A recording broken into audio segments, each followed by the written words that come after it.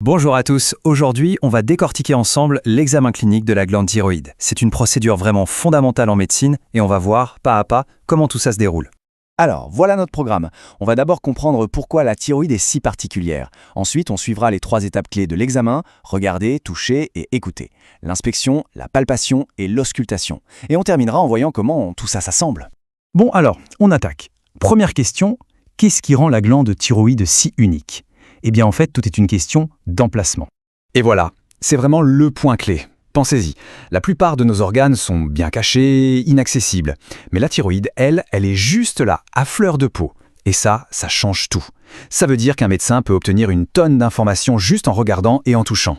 C'est ce qui rend cet examen si puissant, tout simplement. On entre donc dans le vif du sujet avec la première phase, l'inspection. Et attention, il ne faut pas sous-estimer cette étape. C'est un moment vraiment important. Rien qu'avec les yeux, on peut déjà déceler des indices tout à fait cruciaux. Alors, comment ça se passe? La technique est super précise. On demande à la personne de s'asseoir confortablement et d'incliner légèrement la tête vers l'avant. Pourquoi ce petit détail?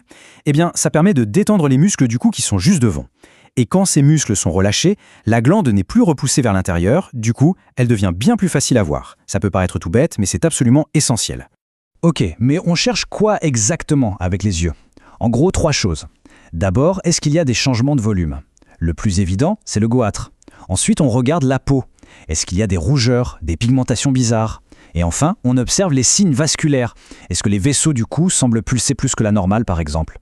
Bon, on a observé. Maintenant, on passe à l'étape que la source médicale qualifie de temps capital de l'examen, c'est la palpation. C'est vraiment là, avec le toucher, qu'on va aller chercher le plus d'informations détaillées. Et pour palper, il y a principalement 2 grandes techniques. Soit l'examinateur se met derrière la personne, et là, avec ses doigts, il va venir encercler doucement la région de la thyroïde en demandant de déglutir. Soit il se place en face et il va utiliser ses doigts pour pousser délicatement la glande d'un côté, ce qui fait ressortir le lobe opposé et le rend plus facile à examiner.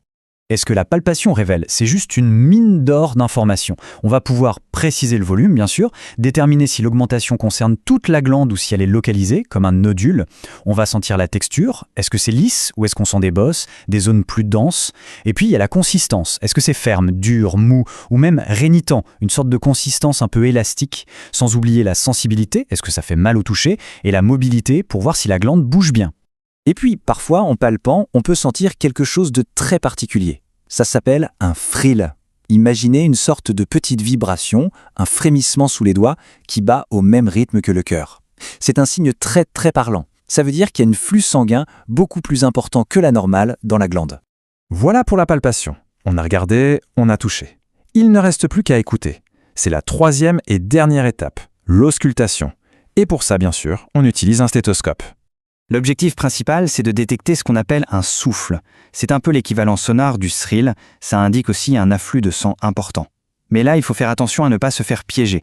Il faut l'isoler de 2 autres bruits. Celui de la respiration, c'est pour ça qu'on demande de retenir son souffle quelques secondes, et aussi un éventuel souffle qui viendrait de l'artère carotide qui passe juste à côté. Et donc voilà, on a nos 3 étapes.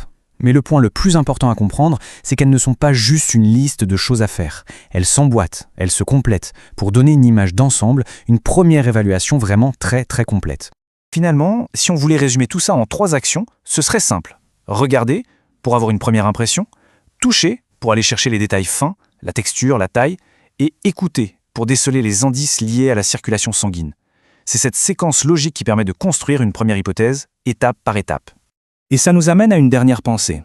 Cet examen de la thyroïde, c'est vraiment un exemple magnifique de la puissance et de l'élégance du diagnostic clinique. Sans aucune machine complexe, juste avec ses sens, un médecin peut en apprendre énormément.